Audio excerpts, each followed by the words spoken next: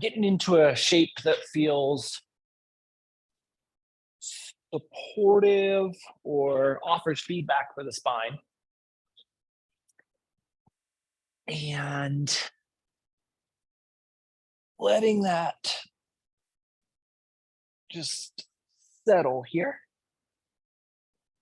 And we'll just center from this position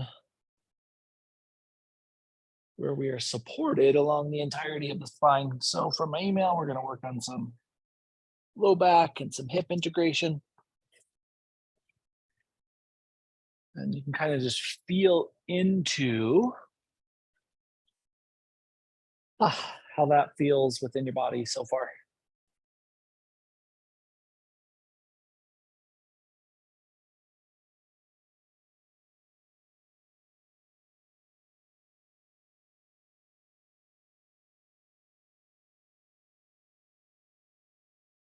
And fluidity of breath, whatever feels right to allow you to get more and more feedback from being connected to your mat.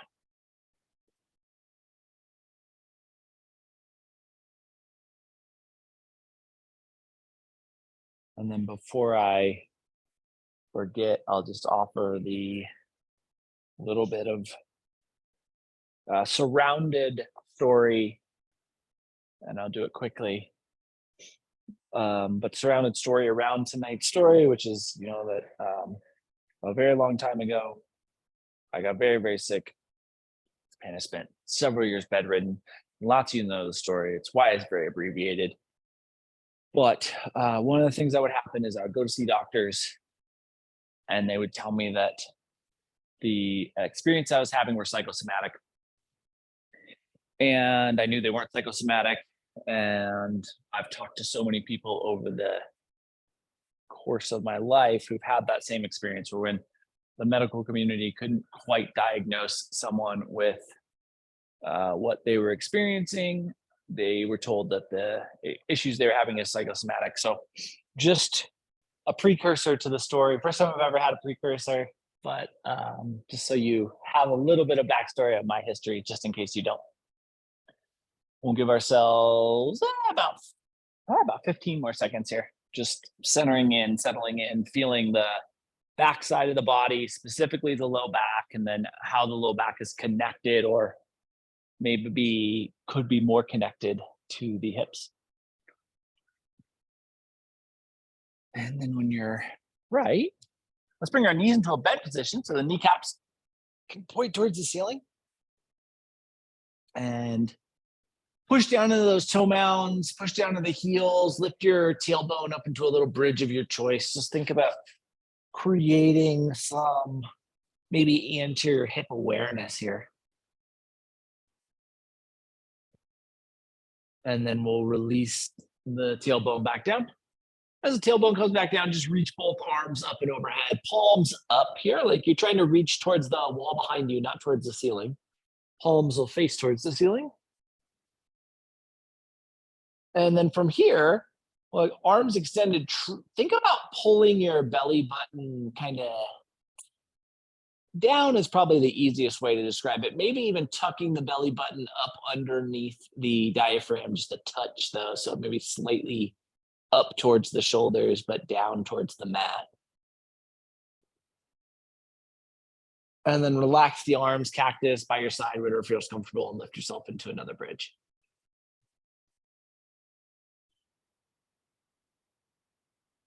Tailbone comes back down to the mat. Right leg extends down the mat. Left knee comes in towards the torso. Hands can interlace over the left shin or behind the hamstring, whatever feels best for the neutrality of the torso. So think about how your grip here is interplaying with your spine still being connected to the mat.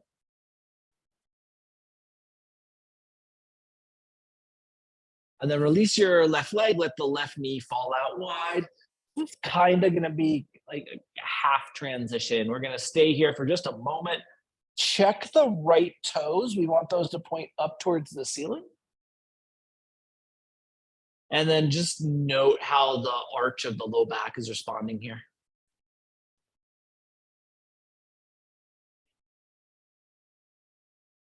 Left knee comes back to neutral, right knee bends to mirror, left leg extends down the mat, and the right thigh comes in towards the torso. A little compression for that hip capsule. Compressing and releasing the joint just helps to lubricate the connective tissue. So we'll get a little of that hip connectivity warmed up.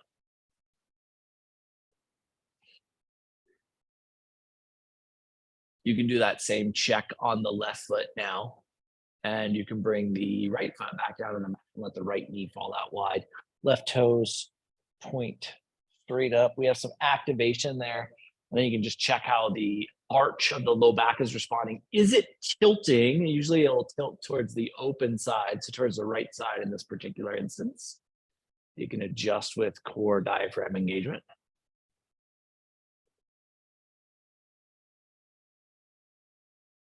And when you feel balanced left to right, the right knee can come back to neutral, left knee can mirror. And then just let the knees rock side to side, just enough movement to pick a direction. We'll roll to one side or the other. And we will press up from there. Coming into this top space, we'll transition to hands and knees tabletop. And as we get into that tabletop space, splay those fingers out nice and wide, really connect down into the fingerprints. Think about neutrality in the spine and long, I don't want to say long tailbone. I don't know a better way to describe that. Let's think about the tailbone really pushing away from the shoulders. And then keep the energy of the tailbone pushing away from the shoulders as you curl your toes and roll back into down dog. Now, posterior chain, right? Hamstrings, calves could all be real sticky. But we do have some room in the hips. So try to find that hip space, even if you need to bend the knees pretty significantly to get back into that. And then let's walk ourselves to the front of the mat. Inhale to half lift. Long distance between the tailbone and the top of the head at the top of this half lift. Really think about the activation on the front and back side of the body. And then soften into that front side of the body and allow the back side of the body to elongate as the head drops into your fold. And you just settle into that space, really taking that room. Eventually, awareness is going to drift to our sacrum. We're going to roll up vertebrae by vertebrae, working our way all the way up into mountain. This can be as slowly as piece by piece as it feels comfortable. And then we get to our top space, rooted position, feet 2 fists apart, really strong anterior posterior neutrality. Bring the hands together at heart center. Think about the shoulders softening down. That down position, we want to make sure it's slightly back. So it's not softened down and forward, it's down and slightly back, maintaining that neutral line. And then drop 25% of the way into chair. So it's just like a little touch, a little hip bend. The hips are back, not knees forward. And we get that low back to really neutralize and activate. And then lift all the way up and back into mountain. Sweep the arms and exhale through forward fold. Head lets go. Inhale, find your half lift once again. Opportunity to gaze down at your feet, make sure they're pointed straight forward. And then soften into the front of the body, elongate into the back of the body. And see if that cueing really changes the way that you express that forward fold. Plant your hands, walk back into down dog. This time as we get back into the down dog shape, we have a little bit more posterior chain room. We still have that hip space. Think about driving and lifting into that. Remember the knees can bend. Eventually, we'll come down to hands and knees. After hands and knees, we'll just drift our way back into child's pose.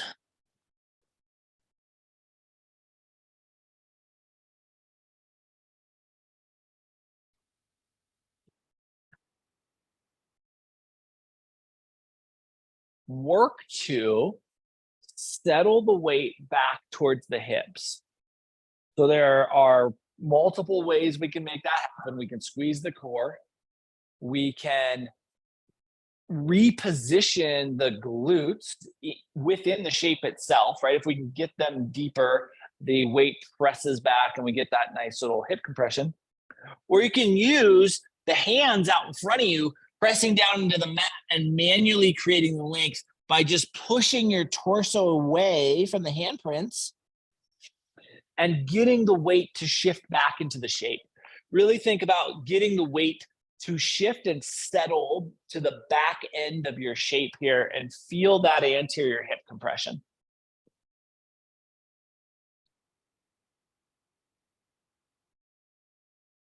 And then when you're feeling right, when you are feeling ready, we'll come back to tabletop.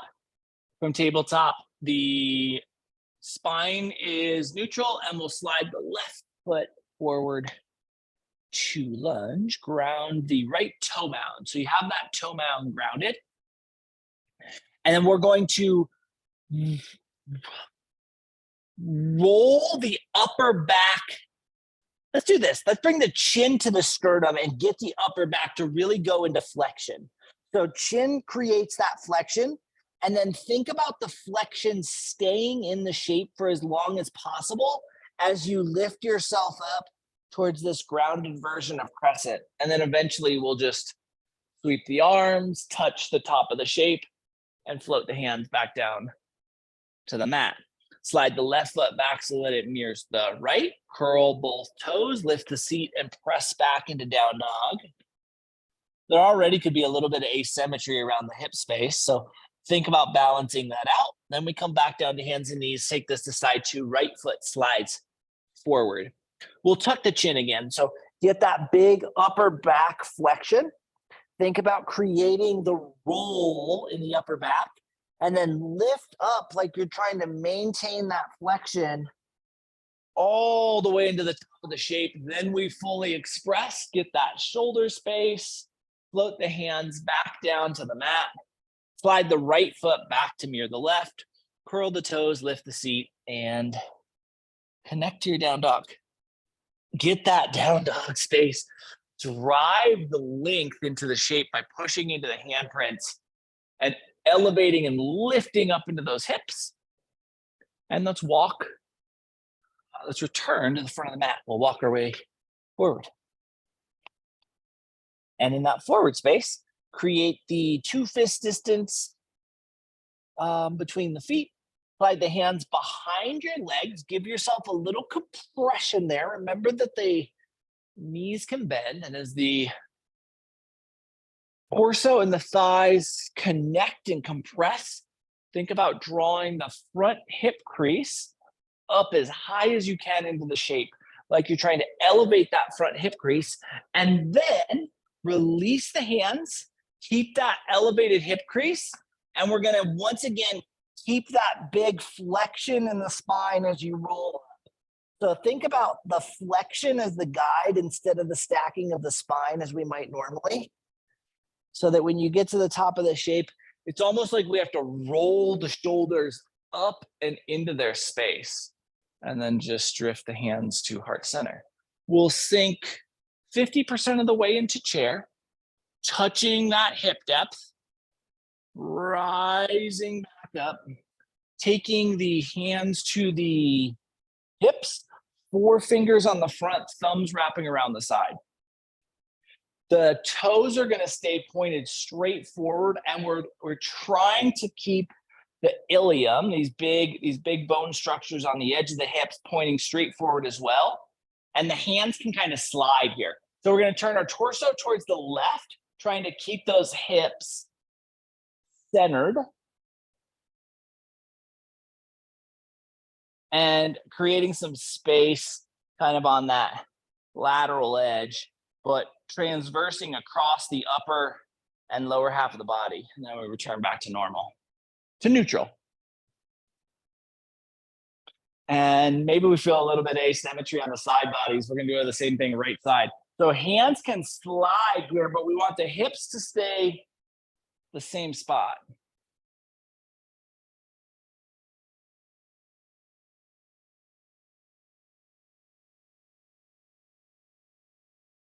And when you're right, turning back to neutral, hands stay right at that 4 fingers on the front. Use the hands to kind of help guide you to a half fold. And hold that half fold until you feel the posterior chain activate, then drop the hands, connect the hands to the mat, slide the left foot straight back and into lunge. Sweep both arms up to crescent. First time we've been in a standing crescent today, anterior posterior neutrality.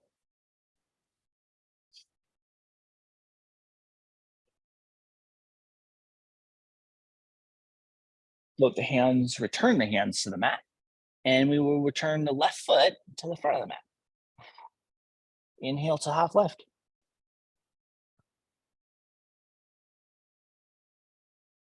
Find that activation on the backside of the body, then exhale back to fold. Right foot slides straight back. Sweep ourselves up into this crescent side two. Capture that space.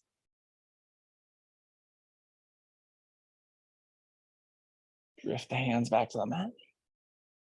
Step the right foot, return the right foot to the front of the mat. Inhale to half lift. Exhale to fold. From your fold space, bend the knees to 90 degrees-ish. Rest your torso on those thighs.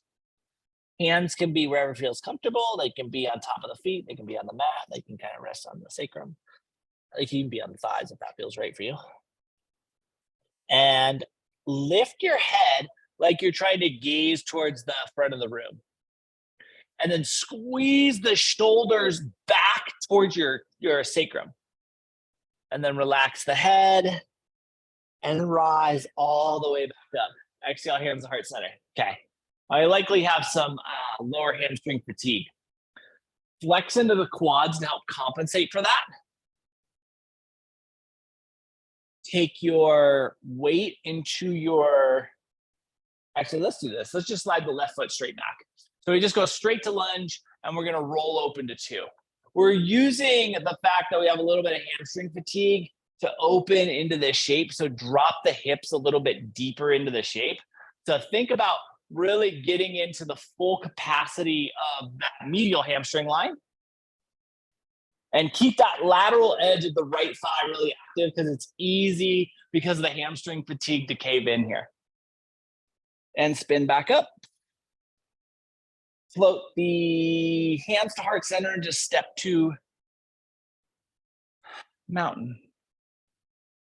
Right foot slides straight back. Right heel grounds, we open up, same thing. We just want to use the fact that we've worked that musculature to get into the depth of this shape. Feel all the way into that hip capacity. Let the hips hold you here.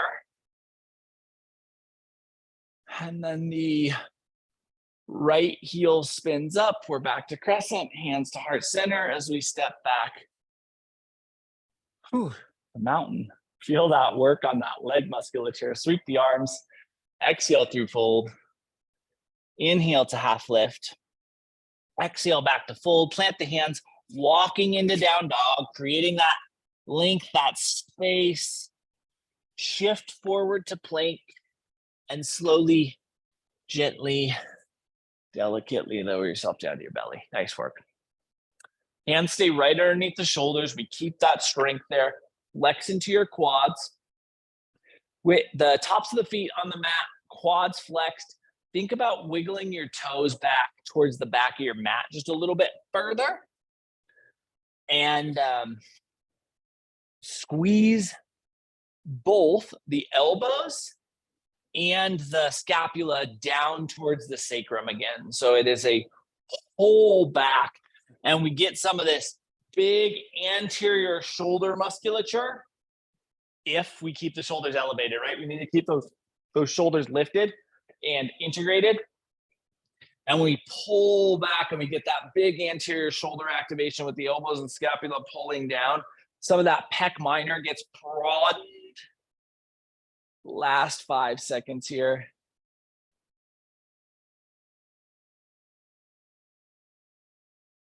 And relax. Slide your hands underneath your forehead for a little crocodile pose. And really think about this as a full body musculature recovery. So we've been pretty ASCII of the musculature. Let's say musculature. And I want you to think about what you can do to relax here. So if there's anything that feels like it's still holding residual energy, think about softening around that space and letting the blood flow get in and help rejuvenate you. And this is a third of the way check-in. So we missed our quarter of the way check-in. We're a third of the way through class already. Really think about what has been worked, where you've felt stickiness, and what we might want to focus on as we move through a little bit more of the movement in this middle third of class. And because I really want everything to rejuvenate, we're going to give ourselves 50 more seconds here in this crocodile pose.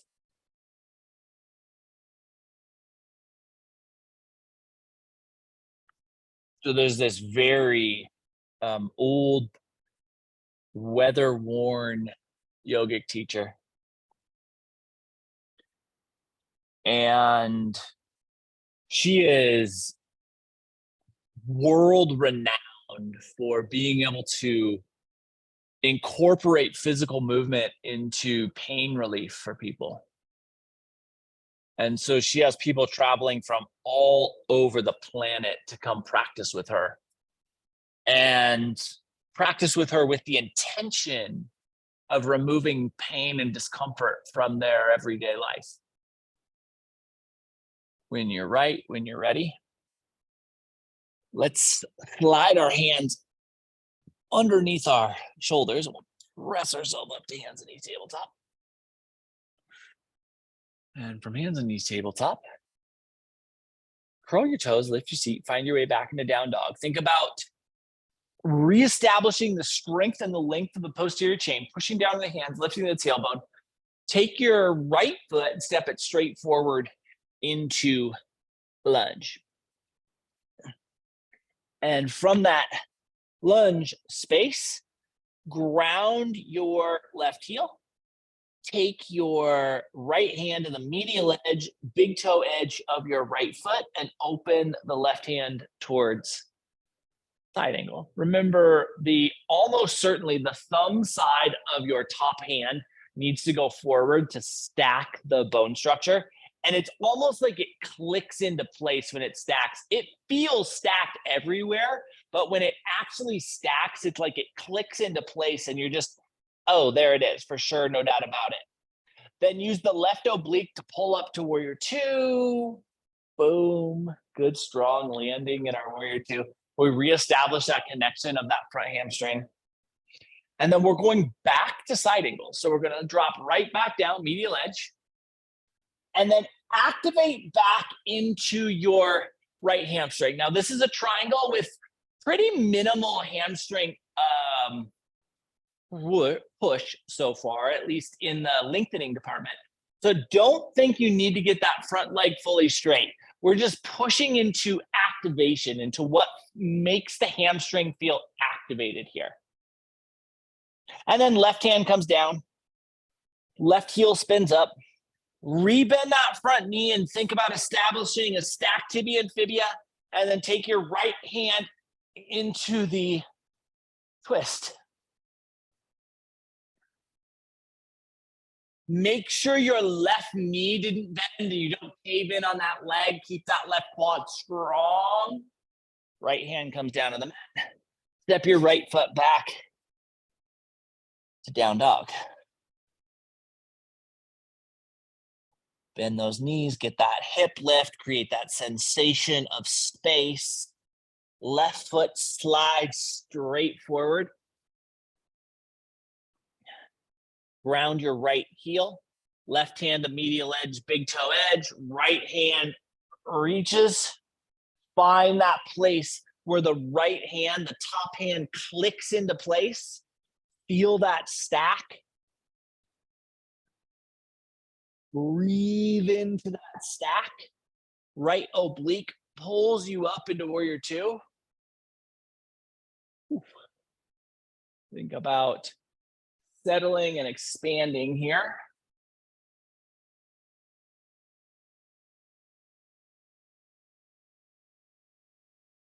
And then we're back to our side angle, dropping straight back down, finding the stack, then sliding back into the left hamstring, only to the point where we feel that hamstring activate. That's all we're looking for.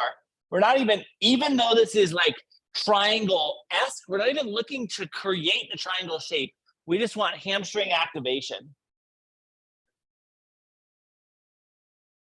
And then right hand comes down, right heel spins up. We plant, we flex that right quad as we take ourselves into the twist. And that same kind of thumb forward motion is almost certainly the right move for everyone. It's almost impossible to really get that thumb forward enough. Left hand comes down, left foot steps back. We're all the way back into our down dog. We'll return to the front of the mat, walking forward. Inhale to half lift. Exhale to fold. Splay the toes out, sweep the arms.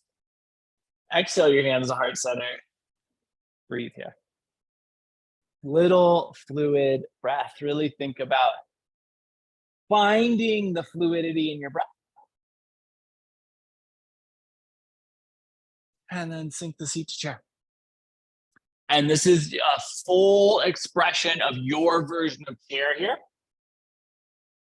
I mean, it can be, arms don't have to extend, but full expression of the lower half of the portion, lower half of the shape. Drive your way back up. And drop your hands to your hips once again. We're gonna think about softening the front side of the body and then guiding with kind of the thumbs and the forefingers into first a half fold. So softening the front of the body and really thinking about softening the front of the body to half fold and then allowing that to complete into a full fold with the focus on a soft front body. Really a different way to think about fold. It ends up with some nice depth. Beautiful.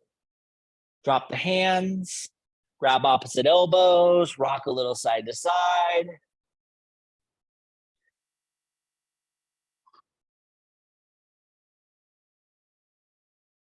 In with the hands at elbows, inhale to half lift. So there's a little bit of extra weight here. That puts a little bit more pressure on the low back. If that feels like it's too much, release the hands. And then release back into fold and then drop the hands. We'll walk back to down dog. Get into that depth, get into that space, drive that length. Let's take our left foot and step it straight forward into lunge. And then walk the left foot, walk the left foot over to the right hand. And so we're gonna do a standing pigeon first. So we keep the arms elevated and we just drop that left knee out so that it heads over towards the left elbow, right? So left foot is by the right hand, left knee just drops out towards the elbow. And this can be a ton of work and pressure. I don't know the best angle here. This can be a ton of work and pressure. It's a different version of pigeon, but we have the opportunity to take all of the requirement of the shape and put it on the hip flexor. If you slide your right foot over to the left side of the mat, now we have this big, giant hip flexor ask. And now we are in this big, huge pigeon energy in a completely different way than we would be if we just went full external rotation like we normally would think a pigeon. The one key here is the big toe on the right foot presses all the way down into the mat. And that's how you get that pressure into the hip flexor.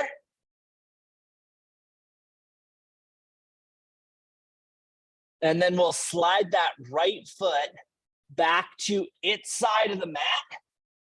And now you have kind of an offset alignment. Bring your left knee back to neutral and sweep yourself up into more or less a tightrope version of crescent. The left foot and the right foot might be a little bit offset, maybe like kind of instep aligned instead of tightrope aligned, but this is still a huge app with this much fatigue on that left hip. Float the hands down on the mat. Step the left foot back to its traditional place on the mat. So now you get all of this asymmetry and we really drive into that hip length. Come down to hands and knees, flip the tops of the feet, and sink back into child's pose. And the child's pose should be a little bit easier to get into the depth here. Even though we're only halfway through this funky little sequence, we should have lots of hip room to sink into already. Let's find that. We'll give ourselves 30 more seconds just to explore into that depth and also reset the sacrum.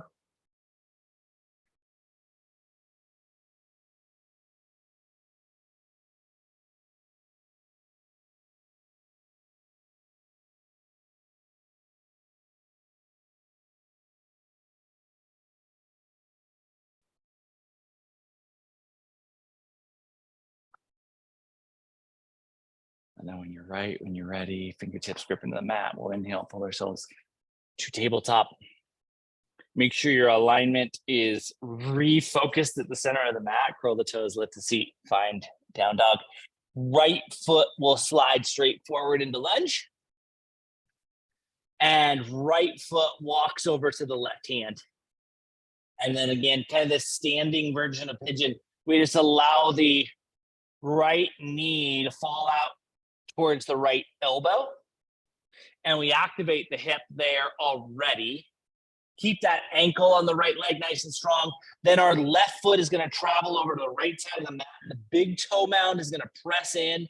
And we're going to have this crossed energy that puts the responsibility of the stability of the shape on that right hip flexor.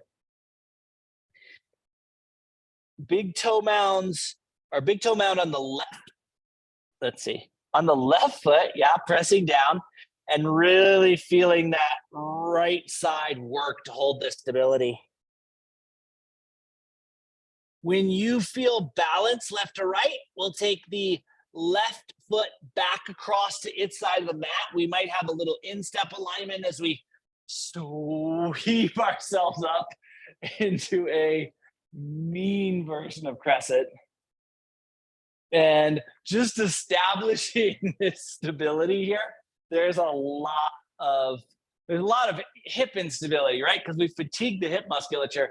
So really try to find your way into this space.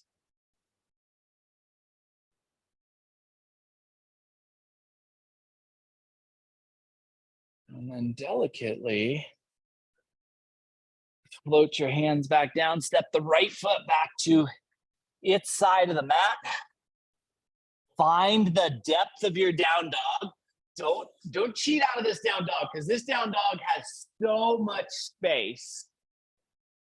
And then we'll come down to hands and knees, and then we'll sink back into child's pose. And again, child's pose has a ton of space, but really think about settling into that length. Breathe into that length.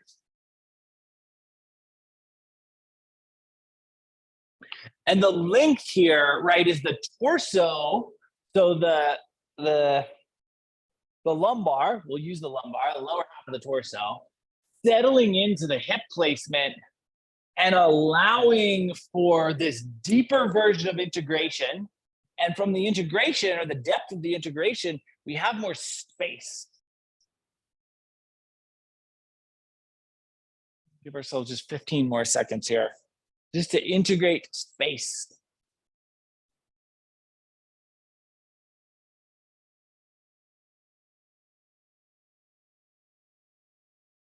And when you're ready, fingertips grip into the mat. We'll inhale, pull ourselves forward. 2 hands and knees tabletop. Hands and knees tabletop, toes curl, seat lifts. We're back in this beautiful version of down dog. We have a little bit of hamstring space, right? We have a little bit of posterior chain space, but even so, you might need to bend the knees to get all the way to the hips, because the hips may have significantly more room than the hamstrings. And then we'll return to the front of the mat. Step, float, hop, whatever feels best for you. Inhale to half lift. Exhale to full. Slide the hands behind you. Compress that length once again. Think about the front of the hips relaxing as you find your way into that depth. And then awareness drifts to the sacrum. Let's roll ourselves up vertebrae by vertebrae for what will almost certainly be the last time. Into mountain. Hands come together at heart center. Settle across the shape.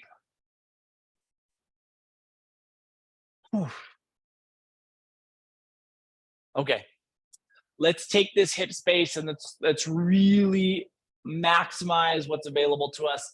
We'll slide our left foot straight back, lunge, then ground to warrior 2, blossom into the shape, and then allow the blossom to carry the arms all the way up. Palms will face towards one another. So we have the torso and legs are kind of in here, and then we're going to offset that alignment. We're going to roll the torso into warrior 1, and what we want here is hips to point straight forward, shoulders to point straight forward, and to feel the amount of space around this hip lumbar integration. Back into 2, blossom here, like just settle into the hip space. It's just like a nice freedom in the hips that you don't always or often get to feel. And then one more time, we're just going to roll to 1. Neutral, anterior, posterior. And last time to 2. Spin back up to crescent.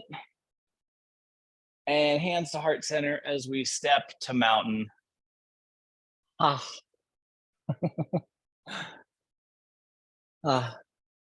Hip space is just wonderful. Right foot slides straight back. We ground, we'll blossom to 2. So we roll down and just open up. Arms sweep up and overhead. Palms come forward towards one another. And then we roll the torso, finding 1, feeling that good strong quad. Blossom back to 2. As you get back into 2, think about settling into that space.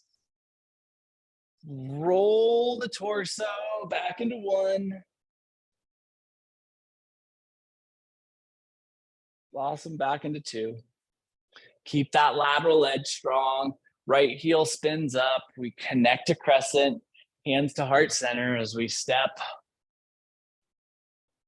to mountain. Okay.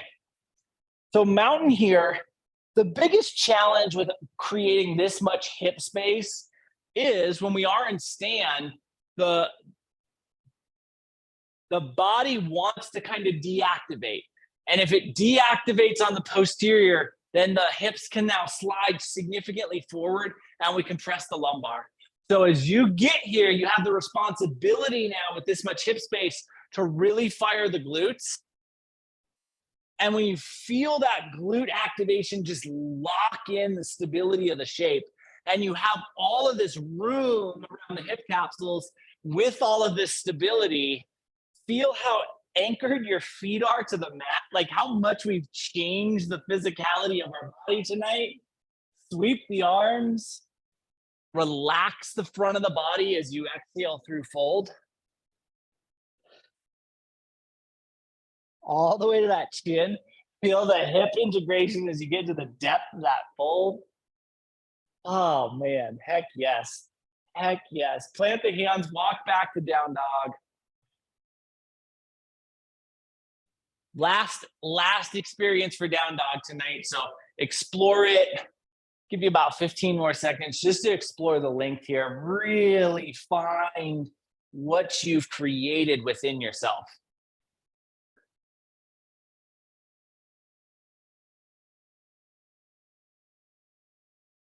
Eventually we'll come down to hands and knees. And we'll extend the legs out in front of us, little staff.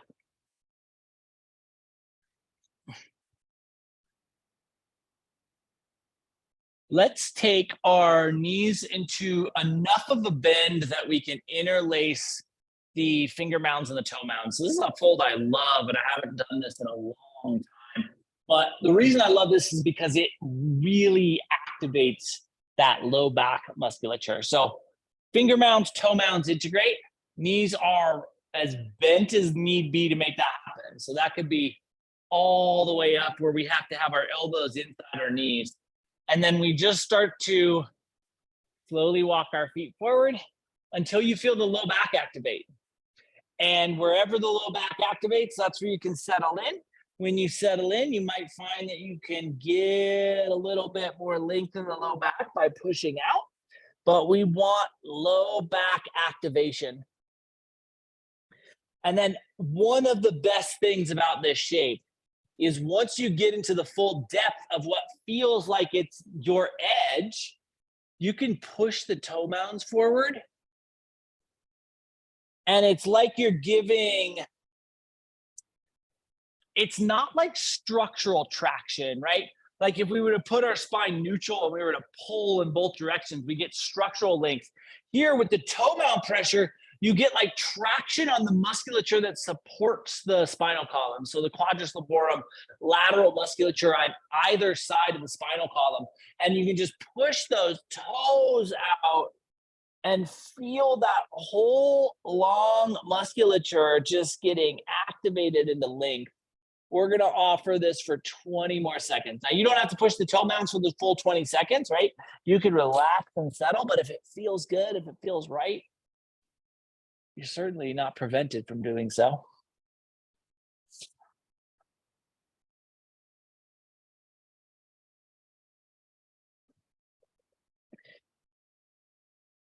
And when you're right, when you're ready, let's walk ourselves back up to vertical, nice and slow. That's a deep lumbar stretch. So when you're right, when you feel ready, let's lower ourselves onto our back.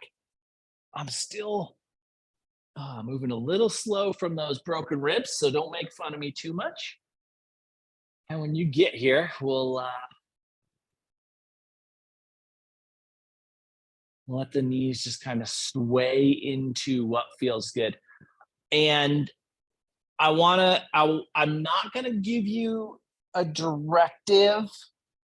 Actually, let's give you a directive. I think this is the best way to experience this. So knees come to neutral, feet connect to the mat. Then we'll start to sway our knees side to side, but we won't allow the lateral or medial edge, either side of the foot, to lift away from the mat as you move. And once you've established how this feels, right? We kind of just want to feel sacrum move, lumbar move. Once you've established how that feels, then you can start to sway wider and wider, and you can eventually allow those edges to start to lift. But really think of this as more of like an artistic expression of space, of how your hips and your back, hips and your spinal column are playing and integrating through the movement of space here, more than, oh, I can twist left to right. Hopefully we've done a good enough job that twisting left to right isn't really a question, and we can transcend that into the feeling that you've created of integration between the upper and lower half of the body. And give yourself about 20 more seconds to explore this.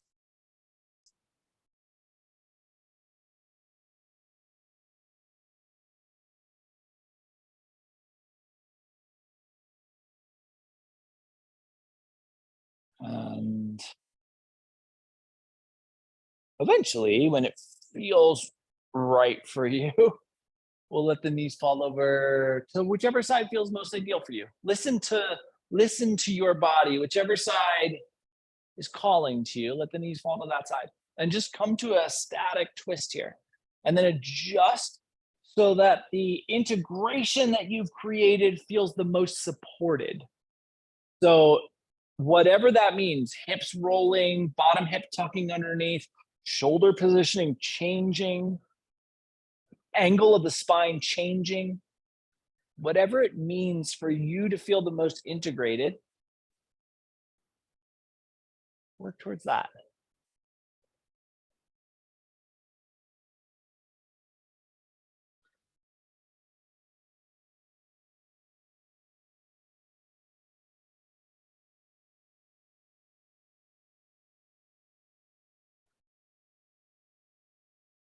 So there's this particular yoga student has gone to visit this old woman, this teacher, and he's been experiencing this plantar fascial pain. Bottom of his foot, bottom of both of his feet has just been excruciatingly painful for as long as he can remember. So he goes in and explains what he's trying to accomplish in the practice. And this old woman, this yoga teacher, she kind of looks at his feet and she kind of gets an idea, and then she just barely pushes on the bottom of the foot. She's offering maybe like 8 ounces of pressure, screaming in agony. She's like, "Oh, okay, let me soften that." And she pushes again, and it's like 4 ounces of pressure. And she starts screaming in agony. And so this teacher is not really used to that light of pressure being that painful, especially on the bottom of the foot. She backs up and she's like, "Okay, let me think about how we can work with you and what we can do to get your feet feeling better."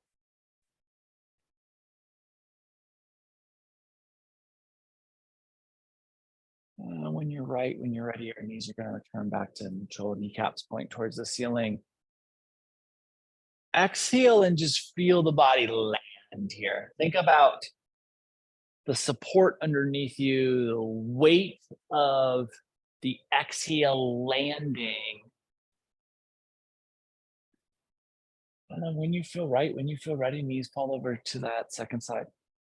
And again, when we land here on the second side, we adjust so that the body feels the most integrated, listening to the individual cues within us to get into the shape that allows us the most support, the most integration.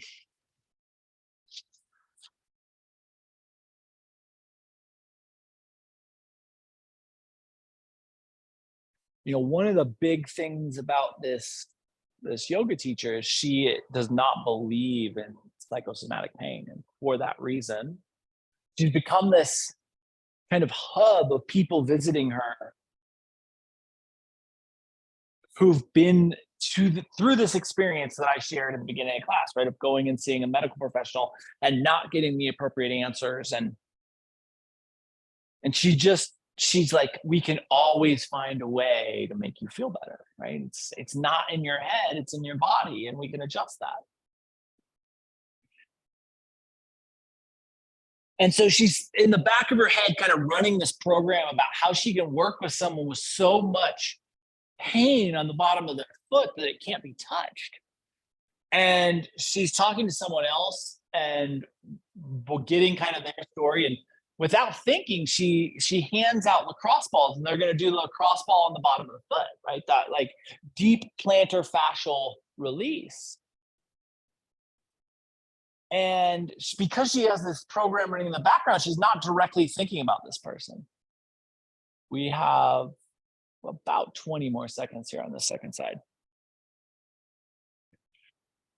And so she's about 30 seconds into guiding the lacrosse ball on the bottom of the foot. And she looks over at this man and she sees that he's grinding on the lacrosse ball as hard as everybody else, and he's not screaming in pain. When you're right, when you're ready, knees return back to neutral.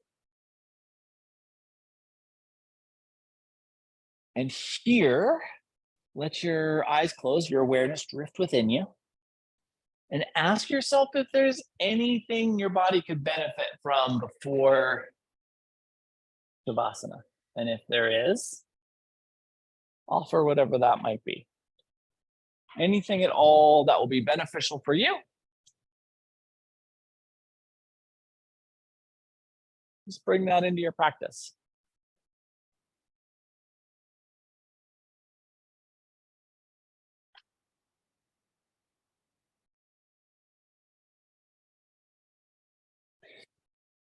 And then when you feel right, when you feel ready, finding your way into a position of stillness.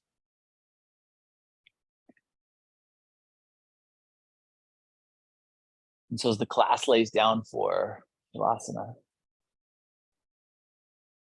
this old woman comes over and she just, again, maybe like 2 ounces of pressure on this student's feet.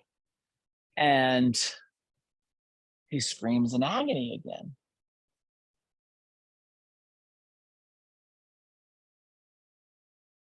She goes back and she sits on her block at the front of the room. And she just like drift into Shavasana.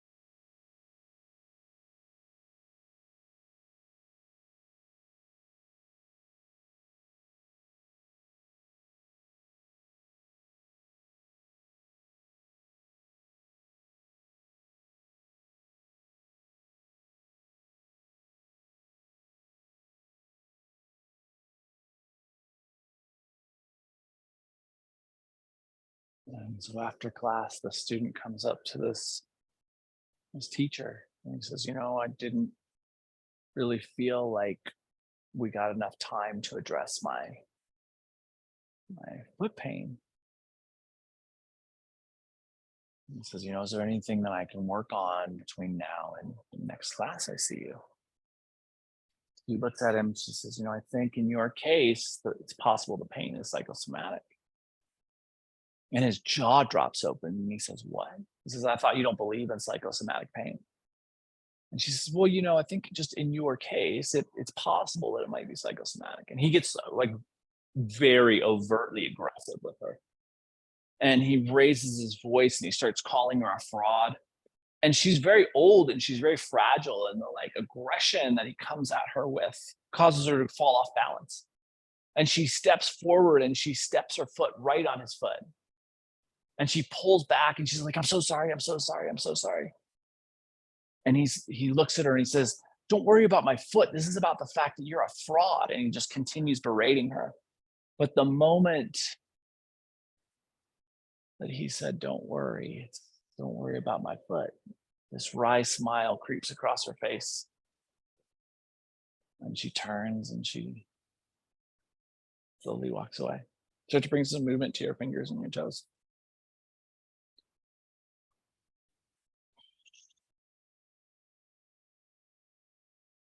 And your wrists and your ankles. Up into your elbows. Up into your shoulders. To your neck, your head, your jaw, your eyes. Down the spine. Through the lumbar. Into the hips. Feel that integrated space. Eventually, we'll allow for enough movement within our body to transition from the shapes we are in back into a seat. From the seated space, spine gets tall, breath gets fluid, eyes closed. With our next inhale, we'll bring our hands together, heart center. Over the course of the next 7 days, can you be overtly aware that if you allow enough weight to slip into your personality, your ideas, your thoughts, it could be much more painful to have them stepped on than for someone to step on your foot. And see how that changes your experience. Thank you so much for being a part of tonight's practice and for being you. Namaste.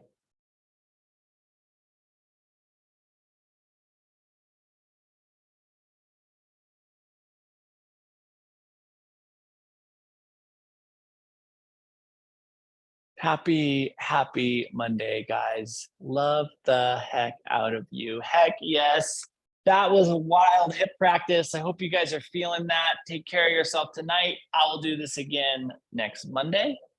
I'll be around Sunday to recharge. Love you. Love the heck out of you. See you soon. Mwah. Oof.